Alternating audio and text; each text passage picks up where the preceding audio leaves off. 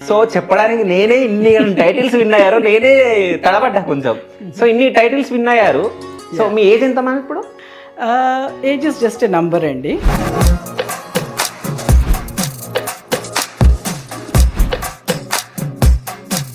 So మీరు చాలా బాగా తెలుగు మాట్లాడుతున్నారు. నేను తెలుగేనండి. సో ప్రెసెంట్ మీరు డాక్టర్. సో దేంట్లో అంటే specialist?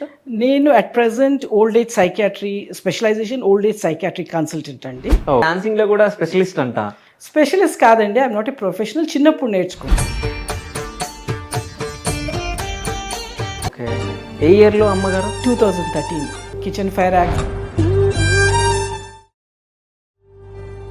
Hi, welcome to cube TV. నేను మీ శివ చౌదరి. సో ఈ రోజు మనతో పాటు ఒక స్పెషల్ గెస్ట్ ఉన్నారు. ఆ గెస్ట్ ఎవరా కాదు, Mrs India Classic 2022, 2023, Mrs Global Cosmos Platinum 2023, అట్లాగే Mrs India World second runner up 2022, అట్లాగే సూపర్ ఉమెన్ 2023.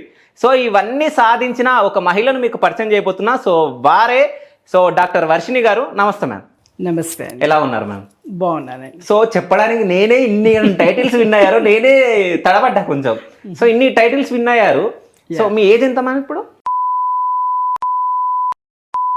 కూడా ఇంత ఎనర్జెటిక్ గా మాట్లాడడం, అందులో పార్టిసిపేట్ చేయడం ఎట్లా కుదిరింది అసలు?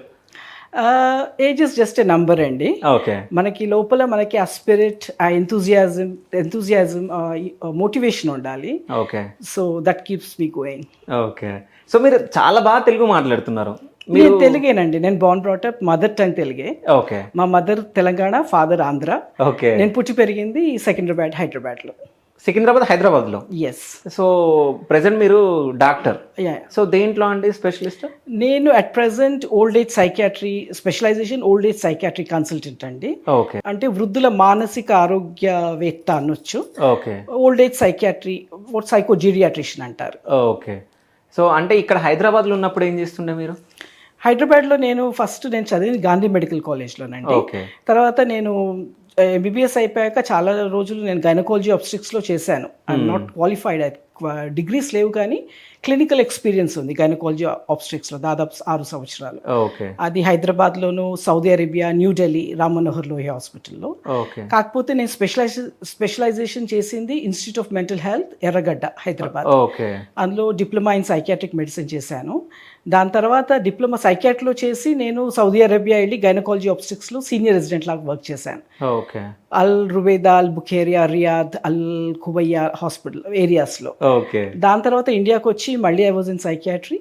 తర్వాత నేను యూకే వెళ్ళానండి, just on as a psychiatrist. అక్కడ జూనియర్ డాక్టర్ ఇన్ సైకియాట్రీ లాగా ట్రైనింగ్ స్టార్ట్ చేసి అక్కడ Royal college of Psychiatry degree సాధించాను అక్కడ యూకేలో. So I'm specialised and qualified as a psychiatrist. Okay. దాని తర్వాత మళ్ళా ఇప్పుడు మనకి మెడిసిన్ తర్వాత న్యూరాలజీ, కార్డియాలజీ అలా ఉంటాయి కదా స్పెషలైజేషన్స్. అట్లా మాకు సైకియాట్రీలో ఓల్డ్ ఏజ్ సైకియాట్రీలో నేను స్పెషలైజేషన్ చేశాను. సైకియాట్రీలో child psychiatry, adult, old age అట్లా రకరకాలు ఉంటాయి. అందులో నా specialization old age psychiatry. Okay. So నేను వృద్ధుల మానసిక ఆరోగ్య డాక్టర్ని ఏమంటారు. So basically I'm old age psychiatry. మీకు ఎన్ని భాషలు వచ్చండి? ఎందుకంటే ఇంగ్లీష్ లో చెప్పినాక కూడా తెలుగులో దాన్ని కన్వర్ట్ చేయడానికి ప్రయత్నిస్తున్నారు, ట్రాన్స్లేట్ చేయడానికి. తెలుగు నా మాతృభాష. ఓకే. తెలుగు, ఇంగ్లీష్, హిందీ. హైదరాబాదీ అమ్మాయిని కాబట్టి హిందీ, ఉర్దూ మిక్స్ వస్తుంది. ఓకే. తమిళ్ నాకు చిన్నప్పటి నుంచి నేబర్స్ టమిలియన్, మా ఆయన టమిలియన్ కాబట్టి కొంచెం తమిళ్ వచ్చు. ఓకే. సౌదీ అరేబియాలో వర్క్ చేశాను కాబట్టి కొంచెం అరబిక్ వచ్చు. సో అంటే చిన్నప్పటి నుంచి మీరు హైదరాబాద్లోనే ఉన్నారు. సో అమ్మ నాన్న ఏం చేస్తుండే? Mother she is a graduate in Hindi. Okay. She was a housewife. కానీ ఫాదర్ డైరెక్టర్ ఆఫ్ అగ్రికల్చర్లో he was a superintendent, retired as a superintendent. Okay. Nizam's college దగ్గర డైరెక్టర్ ఆఫ్ అగ్రికల్చర్. సో ఇంతకుముందు మాట్లాడుకున్నప్పుడు మీరు అంటే సింగిల్ పేరెంట్ అని చెప్పేసి చెప్పడం జరిగింది. అవునండి. సో అంటే నాన్నగారు అంటే నేను చిన్నప్పటి నుంచి మాది brought up by single parentage. Okay. నాకు 5 years వయసు అప్పటి నుంచి ఫాదర్ లేరు. ఓకే. అండ్ నేను టోటలీ సెల్ఫ్ మేడ్ పర్సన్ అండి. అంటే ఫాదర్ లేరు అంటే ఎక్స్పైర్ అయ్యారా లేదంటే? పేరెంట్స్ స్ప్లిట్ అప్ అయ్యారు. ఓకే. సో నేను సింగిల్ పేరెంటేజ్. మా బ్రదర్ ఉన్నారు కానీ ఆయన మా గ్రాండ్ పేరెంట్స్ దగ్గర పెరిగారు. సో అబ్సల్యూట్లీ నా లైఫ్లో there was no man in my life. Father, no brother, no uncle, no grandfather. No boyfriend, చాలా late marriage, no husband till a very late stage. Okay so లైఫ్లో అంతా నేను single, like one man army, one women, అదే single గానే నేను లైఫ్లో అంతా achieve చేశాను. టోటలీ సెల్ఫ్ మేడ్ పర్సన్ అండి. ఓకే. అంటే మీరు చిన్నప్పటి నుంచి ఎన్నో స్ట్రగుల్స్ పడి ఉంటారు నాకు తెలిసి. అంటే సింగిల్ ఉమెన్ అంటే అమ్మ, అట్లాగా మీరు సింగిల్గా ఇవన్నీ అంటే 10th దగ్గర అంటే స్కూలింగ్ కానీ ఇంటర్లో స్కూలింగ్ కానీ ఇంటర్ కానీ డిగ్రీ కానీ, సో ఇవన్నీ స్ట్రగుల్ పడుకుంటే మీరు చేయొచ్చు. స్ట్రగుల్ నేను 10th క్లాస్లో ఉన్నప్పుడు ఫస్ట్ క్లాస్ వాళ్ళకి ట్యూషన్స్ ఇచ్చేదాన్ని. ఓకే. మెడికల్ స్టూడెంట్ లాగా ఉన్నప్పుడు కూడా ట్యూషన్స్ ఇచ్చేదాన్ని, first class, second class, third class పిల్లలకి. ఆ ట్యూషన్ డబ్బులు plus I'm national merit scholarship holder based on my 10th merit. ఆ స్కాలర్షిప్ డబ్బులు, ట్యూషన్ డబ్బులు, ఇలాంటి వీటితోనే నా మెడికల్ కాలేజ్ ఫీజు కానీ పుస్తకాలు కానీ కొనుక్కోవడము, చదవడం జరిగింది. టోటలీ సెల్ఫ్ మేడ్, చిన్నప్పటి నుంచి సెల్ఫ్ మేడ్. ఓకే. అంటే మీరు ఇటు సైడ్ ఎందుకు రావాలనుకున్నారు, ఈ మోడలింగ్ సైడ్? ఇది సంథింగ్, ఇది ఇప్పుడు రాలేదండి, అంటే జస్ట్ సడన్గా రాలేదు. First I focused on my career and professional development. అదంతా అయిపోయాక ఒక సర్టన్ స్టేజ్ ఆఫ్ లైఫ్ వచ్చాక, ఇది చిన్నప్పుడు డాన్స్, కూచిపూడి డాన్స్ అదంతా చిన్నప్పుడు నేర్చుకుంది. దాని తర్వాత it's a kind of recreation. నేను since I'm being an old age psychiatrist, age పెరుగుతున్న కొద్దీ మనలోని టాలెంట్ చచ్చిపోదండి. టాలెంట్ చిన్నప్పుడు ఉన్న టాలెంట్ ఏజ్తో పాటు అది it will never die. Talent అనేది ఉంటుంది. ఇప్పుడు చిరంజీవి గారు హిస్ 67, టాలెంట్ ఎక్కడికి పోలేదు, హీ స్టిల్ ఆ టాలెంట్ అనేది 67, 70s కూడా క్యారీ అవుతుంది. So age is just a number. So అది నా కెరియర్, ప్రొఫెషనల్ అచీవ్మెంట్స్ అన్నీ కంప్లీట్ అయ్యాక అప్పుడు I got into this field of modelling or dancing or pageant competitions. ఇవన్నీ ఐ గాట్ ఇన్ టు. నాకు గతంలో చదువుకున్నప్పుడు నాకు హ్యాడ్ 2 ఆఫర్స్, మూవీలో ఆఫర్స్ వచ్చాయి. కాకపోతే నేను యాక్సెప్ట్ చేయలేదు, స్టడీస్ ఎఫెక్ట్ అవుతాయని, being in medical college. So 2 times వచ్చాయి కానీ లేదు. So but right now my passion is like మనలో ఉన్న స్కిల్స్, టాలెంట్, కేపబిలిటీ అదంతా it should not be buried along with me. అది that's main motive and it will not die also మనతో పాటు. That's the reason I'm into this field. అంటే ఒకవేళ ఇప్పుడు movie chance లో వస్తే వెళ్తారా? వచ్చాయండి, ఆల్రెడీ వచ్చాయి, ఉన్నాయి. యాక్టింగ్ అండ్ ప్రొడక్షన్ కి కూడా. ఇప్పుడు సెకండ్ మా క్లాస్మేట్ ఒక తను డాక్టర్ శ్రీధర్ రాజు అని ఎర్రగడ్డలో, నాతో క్లాస్మేట్, GPM సైకియాట్రీ. ఆయనకి వరంగల్లో ఐ థింక్ 20-30 బెడెడ్ హాస్పిటల్ ఉంది. He's a psychiatrist and 3-4 years నుంచి he's a film actor, Telugu, and he's a producer. And మేరా భారత్ మహాన్ ఇప్పుడు చాలా తీసారు. ఇప్పుడు ఉన్నాయి మీటింగ్ ఆఫ్టర్ 2 days. ఇప్పుడు ప్లాన్ చేస్తున్నాం కూడా కలిసి చేయడానికి, యూకేలో షూట్ చేయడానికి కూడా. Production plus acting, so 2. So అట్లాగా మీరు డాన్సింగ్ లో కూడా స్పెషలిస్ట్ అంట? స్పెషలిస్ట్ కాదండి, ఐఎమ్ నాట్ ఏ ప్రొఫెషనల్. చిన్నప్పుడు నేర్చుకుందే. ఇప్పుడు యూకే వెళ్ళాక అక్కడ ఏంటంటే మాకు ఇవి తెలుగు సంఘాలు, Hindu societies, Hindu societies, festivals, Hindu పండుగలు సెలబ్రేట్ చేసుకోవడం, దసరా, దీపావళి, వినాయక చవితి, ఇవన్నీ వాటికి అన్న సెలబ్రేషన్స్కి ఇంకా అక్కడికి వెళ్ళాక జస్ట్ స్టేజ్ పర్ఫార్మెన్సెస్ ఇవ్వడం మొదలెట్టాను. ఇండియన్ క్లాసికల్ డాన్స్ ఒక్కటే, I don't do others. Folk dance అలాంటివి చేయను నేను. Just Indian classical dance, Kuchipudi. అది కూడా నేను యూట్యూబ్, నా గురువు ఎవరు లేరు అక్కడ, చిన్నప్పుడు నా గురువే. యూట్యూబ్ వీడియోలు అవి చూసి నేర్చుకొని చేస్తూ ఉంటాను. ఇప్పుడు లేటెస్ట్ సంక్రాంతికి ఉజ్జయిని మహాకాళి డాన్స్ పర్ఫామ్ చేశాను సంక్రాంతికి. మళ్ళీ ఇప్పుడు ఉగాది 14th బర్మింగ్హామ్ లో ఉంది. సో ఆ స్టేజ్ పర్ఫార్మెన్సెస్ ఇవ్వడము, ఈ ప్యాజెంట్ కాంపిటీషన్స్ ఒక 3 అటెండ్ అయ్యాను ఇప్పటి వరకు. సో అంటే ఇవి మీరు అటెండ్ అయ్యారు కదా, దీనివల్ల మీకు ఏంటి యూజ్? అంటే నేనేమంటా అంటే మిస్ కానీ మిస్టర్ కానీ, సో ఈ పోటీలకైతే వాళ్ళకి నెక్స్ట్ కెరియర్ ఉంటుంది, అంటే హీరోయిన్ గానో హీరో గానో సంథింగ్ యాక్టింగ్ అట్లా. సో అంటే ఈ ఏజ్ వాళ్ళకి ఏంటి అసలు చేయడం వల్ల ఏం యూజ్? ఈ ఏజ్ వాళ్ళకి ఏంటంటే మళ్ళీ అది మానసిక, శారీరక, సాంఘిక ఆరోగ్యం అంటారు. Emotional, psychological, physical and social health, well being and fitness. ఒక ఏజ్ దాటాక we have to keep our self active and fit. ఇప్పుడు అంతే, ఇప్పుడు మన కల్చర్ మామూలుగా అంటే పిల్లలు ఒక 40-50 దాటాక పిల్లలు పెరుగుతుంటారు, వాళ్ళ ముందు వీళ్ళు ముసలోళ్ళు అయిపోతుంటారు, రిటైర్మెంట్ వస్తుంది.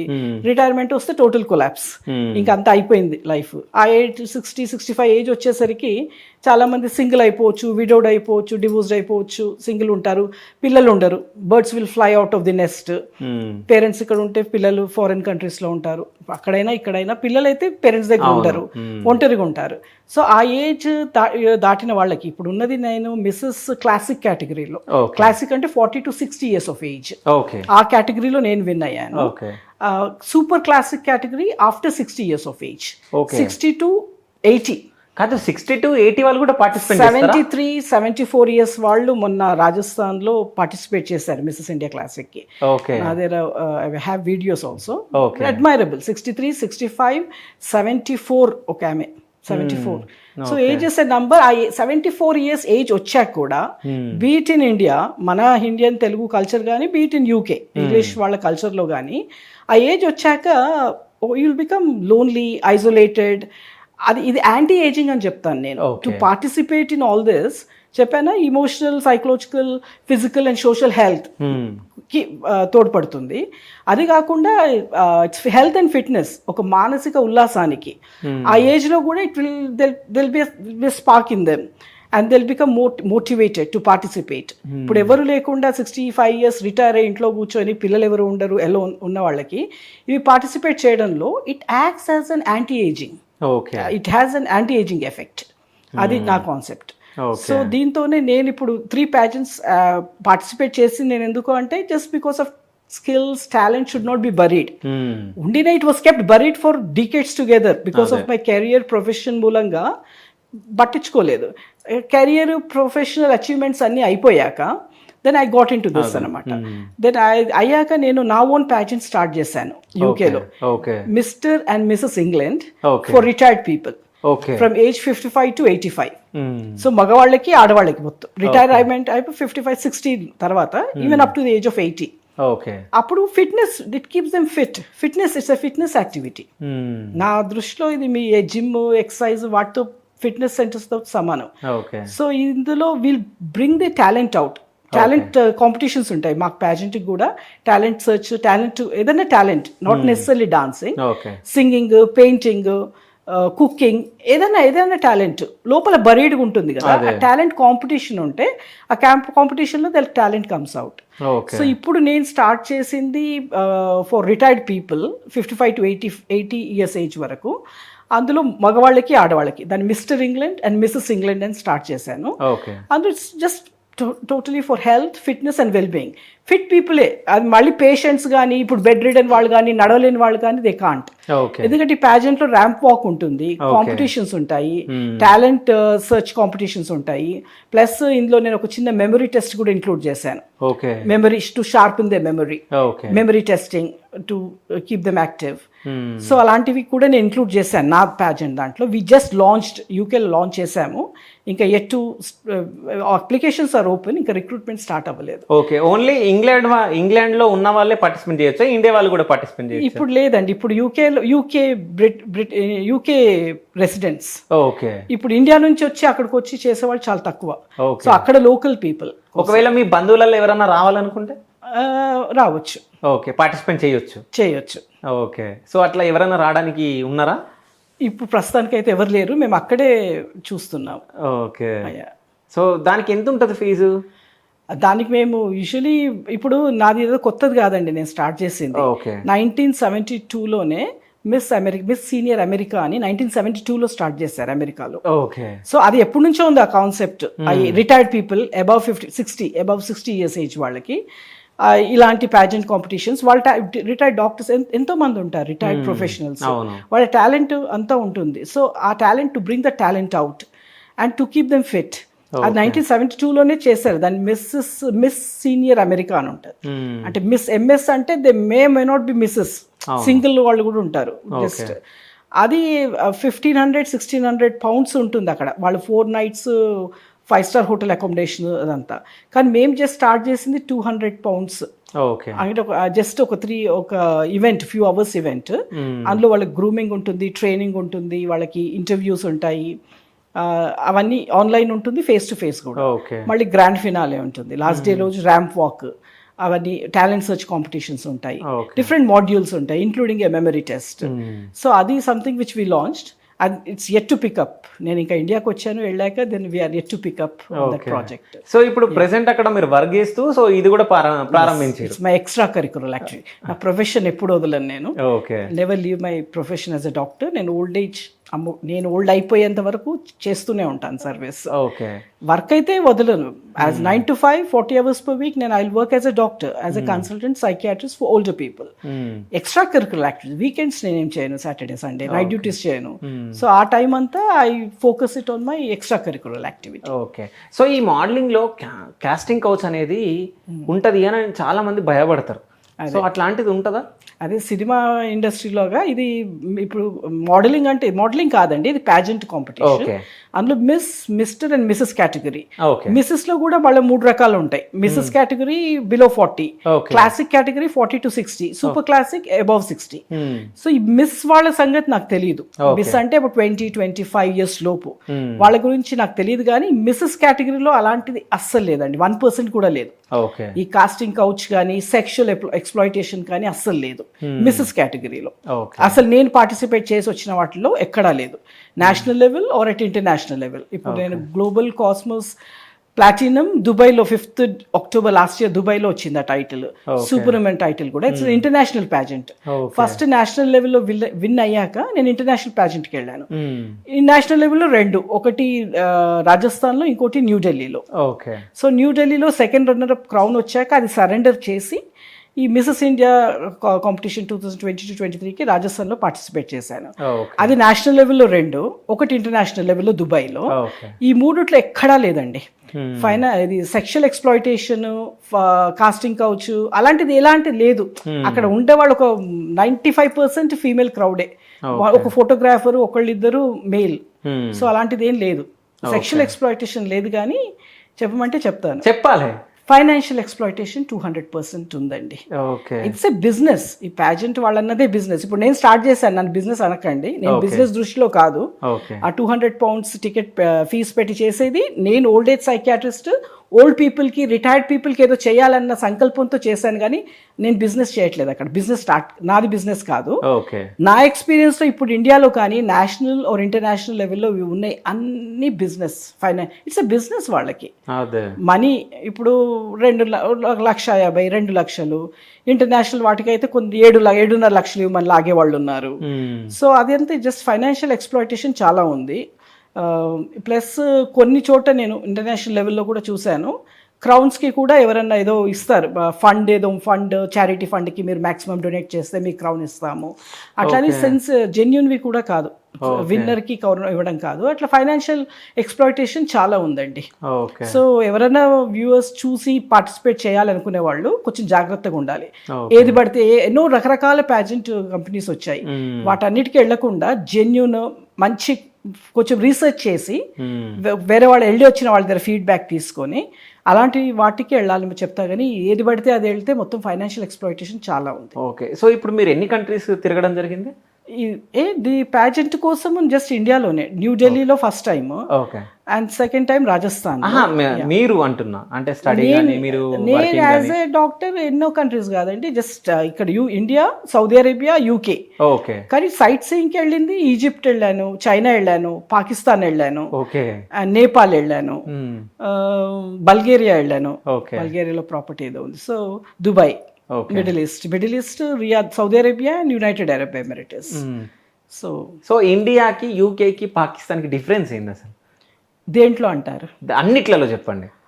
ఇండియా, యూకే, ఇండియా, పాకిస్తాన్ ఒకటే అండి. ఓకే. నేను బయట నుంచి చూస్తున్నా కాబట్టి ఇక్కడ పడదు ఇండియా, కానీ అక్కడ చాలా ఫ్రెండ్లీగా క్లోజ్గా ఉంటారు, అందరూ ఒక యునైటెడ్గా ఉంటారు. ఇండియా, పాకిస్తాన్ కల్చర్ అంతా సేమ్. ఇంకా యూకే, ఇండియా అంటే in what way, like culture different ఉంటుంది కదా. అక్కడ ఇక్కడ ఇండియన్ వేరు, మన అప్బ్రింగింగ్ కల్చర్ వేరు. అక్కడ యూకే కల్చర్ 14-15 ఏళ్ళు వచ్చే వరకు పిల్లలు ఇంట్లోంచి వెళ్ళిపోతారు, పేరెంట్స్ అంతా. సో మనవి వేరు కదా అటాచ్మెంట్స్. సో అంటే యూకేలో అటు 18 years లోపు పిల్లలు ఏదన్నా నేరాలు చేస్తే వాళ్ళకి శిక్షలు ఉండవంట, నిజమేనా? అది సారీ అండి, going out of the field ఏమో, నాకు ఫుల్ నాలెడ్జ్ లేదు ఆ ఫీల్డ్ లో.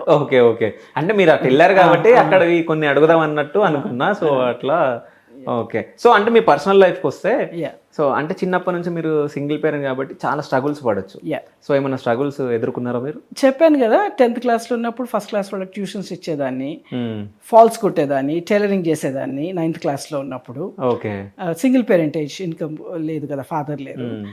సో మెడికల్ కాలేజ్లో ఉన్నప్పుడు కూడా ట్యూషన్స్ ఇచ్చేదాన్ని. Hmm. So all throughout ఫైనాన్షియల్గా మటుకు we had to make our own money. Parents Okay. Rental income మీద వచ్చేది mother. Okay. So my mother housewife అయ్యి ఉండి we struggled. So basically Mrs India ఏంటంటే it's not about model. It's not modelling కాదు. ఈ Miss category వాళ్ళకి 20-22 years వాళ్ళకి it's a model. But Mrs India it's about role model.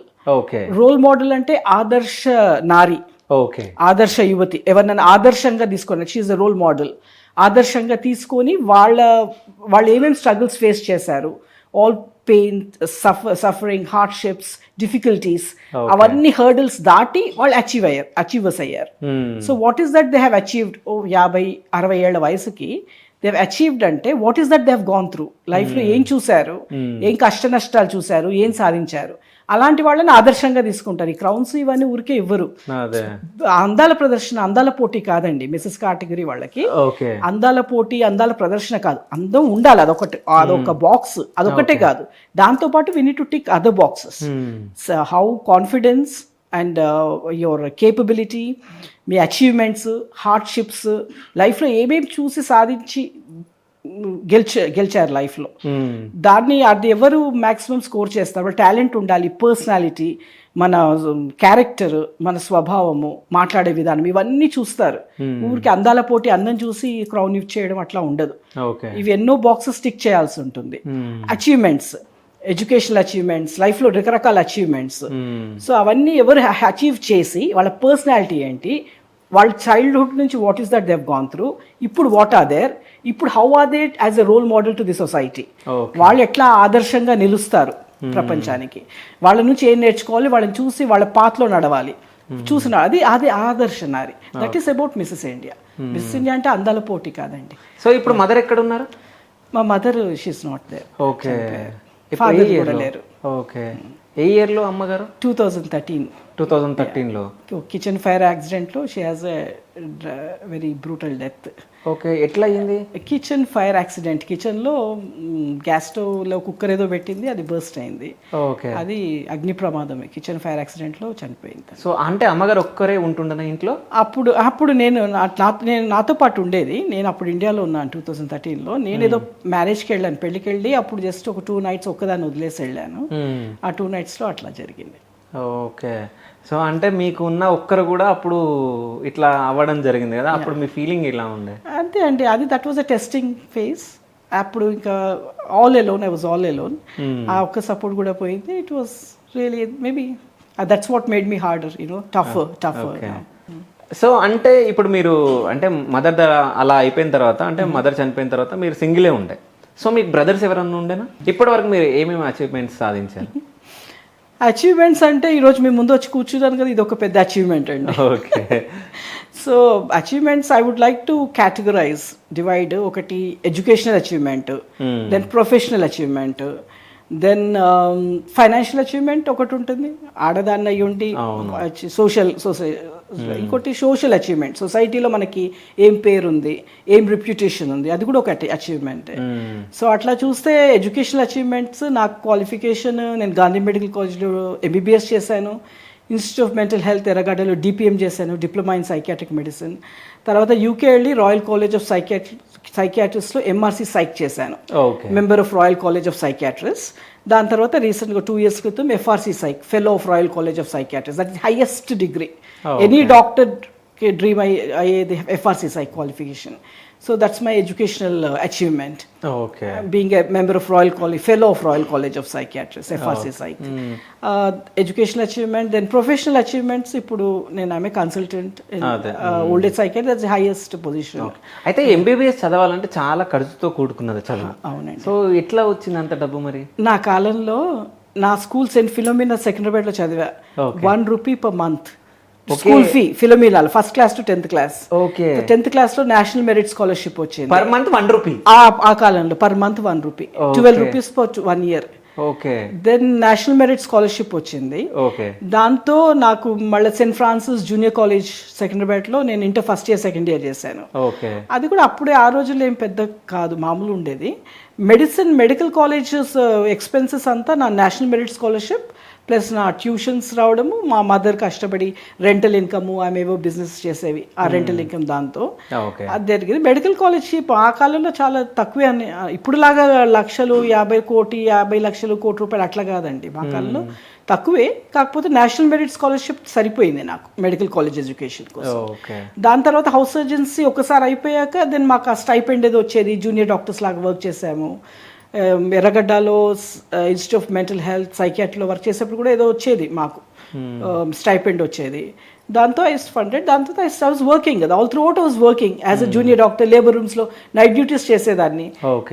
Day టైంలో సైకియాట్రీలో PG చేసి నైట్ టైంలో లేబర్ రూమ్లో వర్క్ చేసేదాన్ని. So I was okay, self sufficient. So మీ లైఫ్ మొత్తంలో మీకు సికింద్రాబాద్, ఉజ్జయిని, మహంకాళి, సో దేవతకి ఏదైనా లింక్ ఉందా? ఉందండి. ఓకే నేను ఐ బిలీవ్ నేను 10 months బేబీ ఉన్నప్పుడు ఓకే మన సెకండ్రాబాద్ ఉజ్జయిని మహాకాళి ఉంది కదా బోనాల పండగకి, అప్పటి నుంచి అవుతుంది కదా జాతర అవుతుంది కదా బోనాల పండగ జాబులో నేను 10 months బేబీ ఉన్నప్పుడు మా అమ్మ, ఇప్పుడు అడిగితే నాకు గుర్తుకొస్తుంది మీరు చెప్తే, మన అవే కళ్ళలోనే ఒక సినిమా వచ్చింది, అవే కళ్ళు పాత సినిమా కృష్ణది. అందులో అంబవో శక్తివో మహంకాళెంబవో అని ఊ అని శిగమూడే సాంగ్ ఉంటది. రేడియోలో ఆ సాంగ్ రాగానే నేను 10 months బేబీని అంటండి కూర్చొని సిగమూగేదాన్ని తిరిగి సిగమూగడం అంటారు, పూనకం వచ్చి అంటారే. ఆ మ్యూజిక్ స్టార్ట్ అయిన వెంటనే, సాంగ్ కూడా కాదు, అంబవో శక్తివో మహంకాళెంబవో, ఆ సాంగ్ రేడియోలో మ్యూజిక్ స్టార్ట్ అయ్యగానే ఐస్ టు స్టార్ట్ అంట మూమెంట్స్. సో నేబర్స్ వాళ్ళందరూ అమ్మాయి అదే పూనకాలు వచ్చే అమ్మాయి, ఆ సిగమూడి పిల్లేది అని అనేవాళ్ళంట. సో అట్లా చిన్నప్పటి నుంచి ఉంది. దాని తర్వాత ఐ డోంట్ నో, నేను యూకేకి వెళ్ళాక 2000 ఇక్కడ సెకండ్రాబాద్ అవుతుంది కదా బోనాల పండుగ, అప్పుడు 2004 నుంచి ప్రతి సంవత్సరం ఇక్కడ ఎప్పుడు అవుతుందో అక్కడ నేను పీఠం పెడతాను మహాకాళి అమ్మవారు పెట్టి. షెఫీల్డ్లో ఉండేదాన్ని, సౌత్ యార్క్షైర్. అక్కడ ఇంట్లో పీఠం పెట్టి ఇక్కడ 2 వారాలు అయ్యే జాతర. అప్పుడు ఇంట్లో పూజ, దీపం, నిత్య దీపారాధన.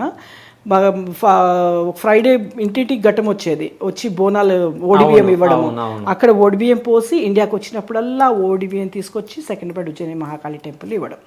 2004 నుంచి నాన్ స్టాప్ ఇప్పటి వరకు, అంటే 20 ఏళ్ళు అయింది. 20 సంవత్సరాలు. ఈ జూలై ఈ ఆషాఢ మాసానికి ఈ బోనాల పండుగకి 20 ఏళ్ల నుంచి నాన్ స్టాప్ ప్రతి సంవత్సరం ఓడిబియ్యం పోస్తా. ఇండియాలో ఉన్నా కానీ యూకేలో ఉన్నా అవి తెచ్చి ఇక్కడ సెకండ్రాబాద్ ఉజ్జయిని మహాకాళి టెంపుల్లో ఇచ్చేస్తాను. అదొక లింక్, చిన్నప్పుడు లింక్, చిన్న 10 నెలల పాప ఉన్నప్పుడు. 2004 నుంచి ఇది ఒక సాంప్రదాయం. ఇక్కడ బోనాల పండగ టైం అప్పుడు అక్కడ నాకు పీఠం ఉంటుంది. ఇండియాలో ఉన్న అప్పుడు 5 years ఇండియాలో ఉన్న యూకేలో ఉన్న అది తప్పనిసరి. దాని తర్వాత 2014లో నేను ఉజ్జయిని వెళ్ళినప్పుడు అక్కడ మా ఆయన నాకు క్యూలో పరిచయం అయ్యారు. Is a Tamilian. క్యూలో పరిచయం అయ్యి ఉజ్జయిని మహాకాళి టెంపుల్లో పరిచయం అయ్యి 40 days లో మ్యారేజ్ అయింది. సో అది మూడో లింక్. సో అది షీజ్ మై బిలీఫ్, నాకు she's my hire self, my over self. అక్కడ నుంచి నాకు ఎనర్జీ వస్తుంది అని, అది ఉజ్జయిని మహాకాళికి అది నాకు లింక్. ఓకే. సో ఇప్పుడు మీరు ఎప్పుడు వచ్చారు హైదరాబాద్కి యూకే నుంచి, అంటే ఇండియాకి? 3 days అవుతుంది. 3 days అవుతుంది, 3వ రోజు. సో అంటే దీనికి ముందు, అంటే లాస్ట్ ఇయర్ బోనాల తర్వాత ఇప్పుడైనా రావడం, లేకుంటే ఇంతకు ముందు వచ్చారా? ఆగస్ట్లో వచ్చాను, లాస్ట్ ఇయర్ ఆగస్ట్లో వచ్చాను. సో అంటే బోనాల పండుగ అయిపోయే ముందు వచ్చారు, అయిపోయాక వచ్చి నేను వెళ్ళి నాది ఇచ్చేసాను అక్కడ. అది రిచువల్ అనమాట టెంపుల్లో. మళ్ళీ ఇప్పుడు మళ్ళీ ఆషాఢ మాసం వస్తుంది కదా. ఓకే. సో అంటే బాగా నమ్ముతారు అనమాట మీరు అమ్మవారిని? అవునండి. ఓకే. ఎప్పుడన్నా కళలోకి రావడం ఇట్లా ఎప్పుడన్నా? ఎనర్జీ వస్తూనే ఉంటుంది, ఇంకా కళ్ళలోకి రావడం ఏంటి. ఓకే. సో ఫైనల్గా ఇన్ని అచీవ్మెంట్స్ సాధించారు. సో మీ లైఫ్లో ఎప్పుడన్నా మీరు ఏడవడం జరిగిందా? ఎందుకు ఏడండి, ఆమె హ్యూమన్ కదా, ఎన్నోసార్లు ఏడ్చుంటాను. సో ఏదన్నా అంటే ఫుల్గా ఒంటరిగా ఉన్నప్పుడు ఏడవడం కానీ ఏదైనా ఉన్నది? అది ఏదైనా అది మా మదర్ కిచెన్ ఫైర్ యాక్సిడెంట్లో కాలిపోవడం, యాక్సిడెంట్ అవ్వడము, ఏడుస్తూ వచ్చారు. అప్పుడు నేను గుల్బర్గాలో ఉన్నాను, ఒక మ్యారేజ్కి వెళ్ళాను. బస్ ఎక్కి గుల్బర్గా టు ఇక్కడికి నాన్ స్టాప్ ఏడుస్తూ వచ్చాను. అది 2013 Okay. నవంబర్లో. దాని తర్వాత 2010 దీపావళి ముందు మా అమ్మకి ఫస్ట్ టైం స్ట్రోక్ వచ్చింది. ఎప్పుడు అంత పెద్ద మేజర్ మెడికల్ ఇల్నెస్ ఏం రాలే. ఫస్ట్ టైం స్ట్రోక్ వచ్చి యశోద మలక్పేటలో అడ్మిట్ అయినప్పుడు నేను అప్పుడు సౌత్ వేల్స్లో ఉన్న హెవర్డ్ ఫెస్ట్ నుంచి మాంచెస్టర్ వరకు వచ్చిన వెంటనే ఐ బ్రేక్ అయిపోయినా వర్క్ ప్లేస్లో. I broke in to tears. అక్కడ వెంటనే వెళ్ళి మా లేడీ బాస్ని నాకు లీవ్ కావాలి అడిగి అప్పటికప్పుడు లీవ్ పెట్టేసేసి నేను అక్కడ హవర్డ్ఫర్డ్ వెస్ట్ సౌత్ వేల్స్ నుంచి మాంచెస్టర్ వరకు డ్రైవ్ చేస్తూ నాన్ స్టాప్ ఏడుస్తూనే ఉన్నాను. అది ఫస్ట్ టైం అమ్మకి అంత పెద్ద మేజర్ మెడికల్ ఇల్నెస్ వచ్చి ఎప్పుడూ అవ్వలేదు, చిన్నవి కూడా రాలేదు. ఒకటేసారి హాస్పిటల్ అడ్మిట్ అయిందని మా పెద్దక్క ఫోన్ చేసి చెప్పింది నేను సౌత్ వేల్స్లో. సో అది మీరు ఏడుపు అనగానే అది గుర్తుకొచ్చింది. అది డ్రైవింగ్ చేస్తాను దాదాపు 6 గంటల డ్రైవింగ్ సౌత్ వేల్స్ హెవర్డ్ఫర్డ్ వెస్ట్ నుంచి మాంచెస్టర్ వరకు నాన్ స్టాప్ ఏడుస్తూనే ఉన్నాను. అది ఓకే, ఇప్పుడు ఏడ్చారంటే అది గుర్తుకొచ్చింది. ఓకే. సో అంటే మహిళలకు చాలా మంది హస్బెండ్స్ సపోర్ట్ చేయరు. సో మీ హస్బెండ్ సపోర్ట్ ఎట్లా ఉంది, మీ భర్త సపోర్ట్ ఎట్లా ఉంది? సపోర్ట్ ఉందండి, ఫుల్ సపోర్ట్ ఉన్నందుకే 3 ప్యాజెంట్ కాంపిటీషన్స్కి వెళ్ళాను. ప్రతిసారి నేను ఒంటరిగా వెళ్ళలేదు, వెంట వచ్చారు, సపోర్ట్ ఉంది. కాకపోతే వేరే వాళ్ళకి అంత సపోర్ట్ ఉండకపోవచ్చు. అంటే ఆబ్జెక్ట్ చేసే వాళ్ళు ఉంటారు, ఇన్లాస్ చేసుంటారు, కొంతమంది కొంచెం సీక్రెట్గా వచ్చిన వాళ్ళు కూడా ఉన్నారు. కానీ నాకు అలాంటి ప్రాబ్లం ఏం రాలేదండి. ఓకే. సో అంటే మీరు ఇప్పుడు ఇంతమందికి ఇన్స్పిరేషన్ మహిళలకు చాలామందికి. సో అంటే మహిళలు చాలామంది వంటిళ్ళకే పరిమితం అయిపోతున్నారు. సో వాళ్ళకి ఏమైనా మెసేజ్ ఇద్దాం అనుకుంటున్నారా మీరు? ఈ బిజినెస్ ఇండియా అన్నది హౌస్ వైఫ్స్కే కాదండి, ప్రొఫెషనల్స్కే కాదు, అందరికీ. ఈ హౌస్ వైఫ్స్ కూడా ఇప్పుడు ప్రొఫెషనల్స్కి డాక్టర్స్ వీళ్ళకి ఎక్కువ ఛాన్సెస్ పాసిబిలిటీ ఉంటుంది క్రౌన్ విన్ అవ్వడానికి, ఎందుకంటే వాళ్ళ అచీవ్మెంట్స్ చూస్తారు కాబట్టి. అట్లానే హౌస్ వైఫ్స్ విన్ అయిన వాళ్ళు కూడా ఉన్నారు, పర్సనాలిటీ చూస్తారు, మన ప్రవర్తన కానీ మన బిహేవియర్ మన క్యారెక్టర్ పర్సనాలిటీ చూస్తారు కాబట్టి depends on your person. It's all about personality అండి, అందాల పోరిటీ కాదు ఇది Mrs category. It's your personality and your achievements and what your overall what is that you have. ఆదర్శనారి, ఈ అమ్మాయి ఆదర్శనారియా, ఈమె ఆదర్శంగా నిలుస్తుందా అందరికి, ఈషీ ఏ రోల్ మోడల్, అది చూస్తారు. సో హౌస్ వైఫ్స్ లాగా ఉన్న వాళ్ళు కూడా పిల్లలుండే నేను గ్రోనప్ చిల్ ఇప్పుడు ఉన్న వాళ్ళు కూడా గ్రాండ్ చైల్డ్ ఉన్నవాళ్ళు, అమ్మాయి కనిపించదు మనవరాలు ఉన్నట్టు. షీఈస్ ఫ్రమ్ బీహార్ అనుకుంటా, బీహార్ నుంచి ఒక అమ్మాయి వచ్చింది మమతా అని. షీ వాస్ బ్యూటిఫుల్ అనుకోలేదు, తర్వాత తెలిసింది ఆమె గ్రాండ్ డాటర్ కూడా ఉందని. సో అట్లా గ్రాండ్ పిల్లలున్నా అవ్వచ్చు, హౌస్ వైఫ్స్ కూడా పార్టిసిపేట్ చేయవచ్చు. ఎనీవన్ ఎవరైతే బాగా టాలెంట్ ఉంది అది బయటికి రావాలి, టాలెంట్ ఉండాలి, ఏదో ఒకటి కాన్ఫిడెన్స్ ఉండాలి, దాన్ని ఉంటే తప్పకుండా పార్టిసిపేట్ చేయవచ్చు అండి. ఓకే.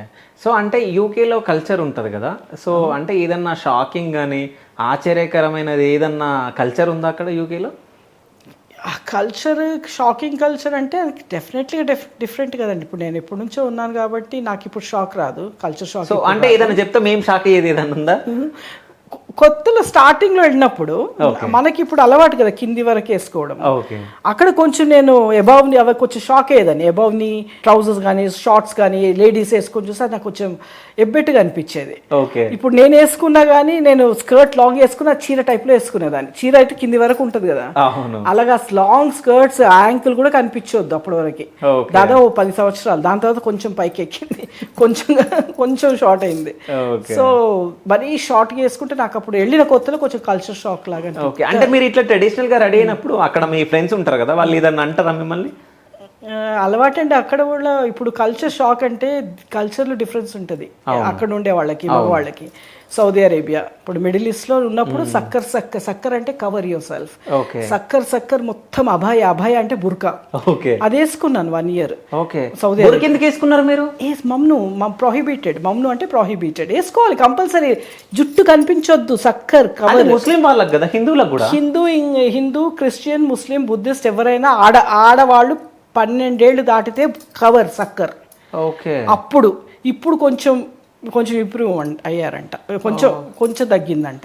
అభయ కంపల్సరీ, నేనున్నప్పుడు అభయ వేసుకునేవాళ్ళం. అభయ అంటే బుర్కా, అది గుంగట్లాగా ఒక చున్నీ వేసుకునేవాళ్ళము. అదే ఇప్పుడు ముస్లిమ్స్ మనం హైదరాబాద్ లో చూసినట్టు మరి అంత లెవెల్లో కవర్ కాకుండా మామూలుగా బుర్కా వేసుకొని పైన ఒక చున్నీ స్కార్ఫ్ కప్పుకొని కొంచెం జుట్టు కనిపిస్తే ఆబ్జెక్ట్ చేసేవాళ్ళు. ఈ హెయిర్ ఇట్లా ముందు హెయిర్ లాక్ కొంచెం కనిపిస్తే లోపల హెయిర్ కనిపించొద్దు. సో మీరు అడిగారు కదా కల్చర్ ఏంటంటే, మగవాళ్ళు కూడా అక్కడ భరించలేరు. ఓకే ఆడవాళ్ళని అట్లా మొత్తం కవర్డ్గా చూడడం అలవాటు ఓకే మిడిల్ ఈస్ట్లో, సౌదీ అరేబియాలో. ఇప్పుడు అట్లా కాకుండా మామూలుగా ఇట్లా చూస్తే వాళ్ళకి భరించలేరు, ఇంకా తట్టుకోలేరు. ఏం చేస్తారు అంటే వాళ్ళకి దే కాంట్ యాక్సెప్ట్, ఒకలా దూరం వెళ్ళిపోతారు, ఇబ్బందిగా ఫీల్ అవుతారు. ఓకే ఇప్పుడు సంగతి నాకు తెలియదు, నేను సౌదీ అరేబియాలో ఉన్నప్పుడు అప్పుడు చెప్తున్నాను. ఓకే సో అక్కడ నుంచి యూకే వెళ్తే ఇది డిఫరెంట్ కల్చర్, వాళ్ళకి అలవాటు అయిపోయింది. ఎట్లా వేసుకున్నా వాళ్ళకి నువ్వు టాప్లెస్ వేసుకో, షోల్డర్లెస్ వేసుకో, షార్ట్స్ వేసుకో, మగవాళ్ళకి చూడడం ఫరక్ నై పడతా, మగవాళ్ళకి ఏమి అలవాటు అయిపోతుంది. సో అది. So thank you so much madam, అంటే మిమ్మల్ని ఇంటర్వ్యూ చేయడం హ్యాపీగా ఫీల్ అవుతున్నా. సో ఫైనల్గా మీరు ఏమైనా చెప్పాలనుకుంటున్నారా పబ్లిక్కి? వ్యూవర్స్కి చెప్పేది ఏంటంటే డెఫినెట్గా I would encourage them to participate in pageant competitions, కానీ వాళ్ళు బాగా దేని పడితే దానికి వెళ్ళకూడదు. చెప్పాను, it's business and financial exploitation చాలా ఉంది. మంచివి చూసి కొంచెం రీసెర్చ్ చేసి వెళ్ళొచ్చిన వాళ్ళ దగ్గర ఫీడ్బ్యాక్ తీసుకొని అలాంటి వాటికి వెళ్ళాలి. తప్పకుండా వెళ్ళాలి. వెళ్ళేది ఎందుకంటే once again for health and fitness, emotional, psychological, physical and social wellbeing. And talent ఉన్నది బరీ కాకుండా it has to be kept alive. ఆ పర్పస్ కోసం definitely I would encourage people to go, but మోసపోకూడదు, ఫైనాన్షియల్గా మోసపోకూడదు, అక్కడ చాలా మోసాలు జరుగుతున్నాయి. Okay, so thank you so much madam, thank you. Thanks అండి.